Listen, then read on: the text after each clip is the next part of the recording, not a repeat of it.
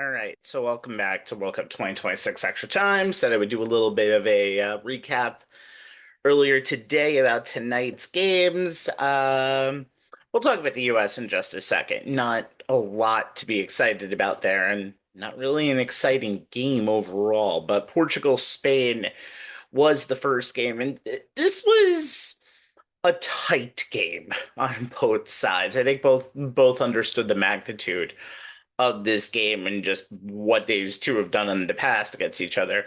Portugal played a little tighter, especially more in the second half. I didn't like a lot of the movement of this team, and I thought that they were just trying to survive, and they kind of failed. I thought they would get to extra time, but Arsenal's Mikel Moreno scores in the 90th plus first minute, another stoppage time goal, and ends Portugal's World Cup. They lose 1-0.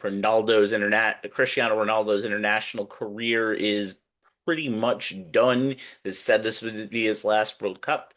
So he does at least get himself a knockout stage goal, but that's about it. Portugal's manager, Roberto Martinez, is leaving his post after 3.5 years in charge. Most of these teams are going to change coaches at the end. Portugal just been so disappointing in these World Cups. Round of 16 now for the third time in 5 years. They did make the quarterfinals in 2022, but right now this it seems like it's either this or the quarterfinals that is their ceiling. They're going to have to kind of see what happens in a post Cristiano Ronaldo world. I think that might be better for them just because I do feel like they just need just the youngest team out there that they possibly can, the most talented team possibly out there that they can be, and I don't think it involves Cristiano Ronaldo. Seven chances created on both sides. Spain wins the shots, battle 15-10, 55% to 44%, and Spain once again doesn't let up a goal. This has been an amazing run. It now goes over to 600 minutes without giving up a goal in World Cup play. Spain's going to have to do it defensively. I do think offensively they have issues. I don't think I saw a lot from Olizabal today at all.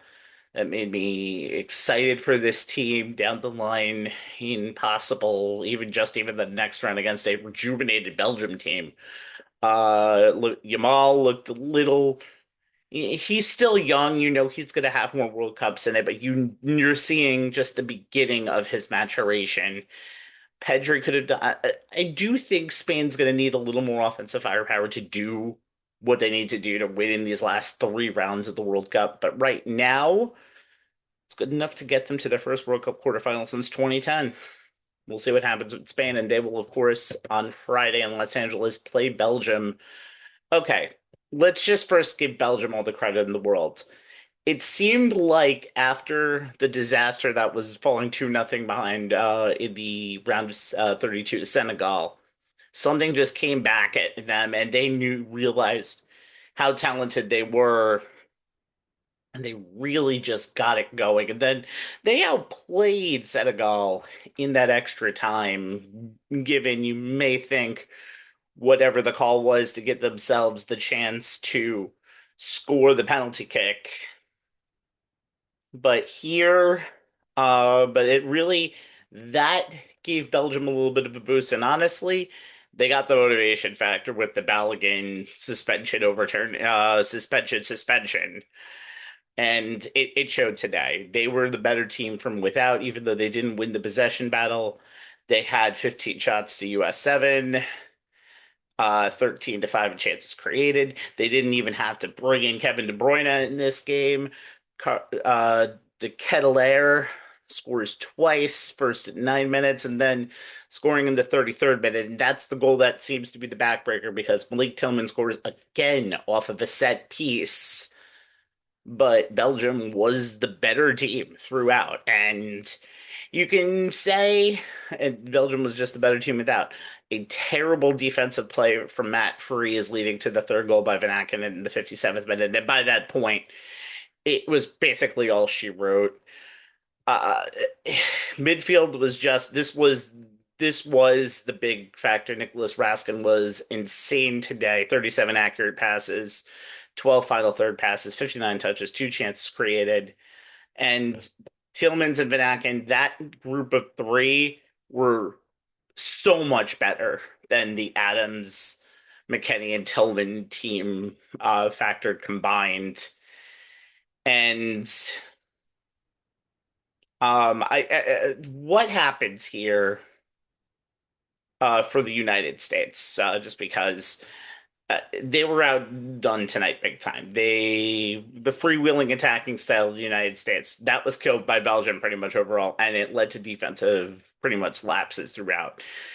Would you be proud of this team after everything is done? And the answer is sure, but I think, and we learned this really through the last few days, and something that is kind of a thing in international soccer. There's a pecking order out there, and it's very hard to get past it.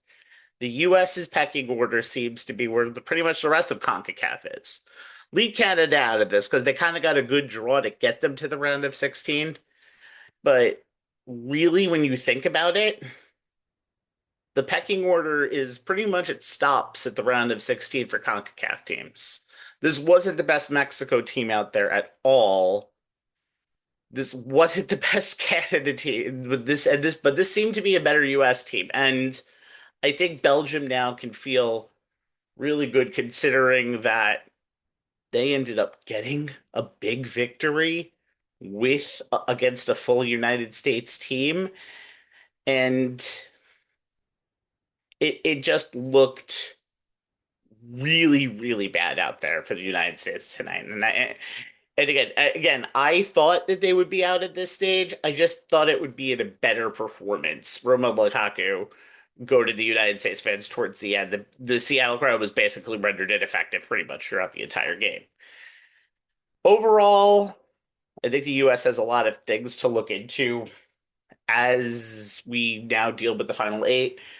I think we could pretty much assume that Pochettino will not be coming back for this team. This team will have to find a new way to be made in this image because right now it just looks like they're going to need a little bit more to get to that next group of guys. And I don't know what it's going to be because right now it just seems like this is the ceiling for this team. You want to see a team that'll end up having a bigger ceiling than the round of 16? Watch the women's team in next year's World Cup. That's not an insult. That just seems to be a fact right now. All right. We will talk tomorrow after the earlier games. Both games are in the afternoon tomorrow. One of the last days, we'll have two World Cup games out there. So we'll see if Argentina and Colombia can advance. Spoiler alert, if Argentina and Colombia advance, I will have correctly predicted 7 of the 8 teams that are left in this World Cup. So the quarterfinals will literally be what I wrote on paper almost a month and a half ago in terms of who I think is going to make it to the World Cup finals. We are down to the final 10 teams, and we'll talk about more tomorrow. We're on Instagram at WCE Time, World Cup Extra Time on Facebook and YouTube. We will talk to you tomorrow. My name is Stephen Benowitz.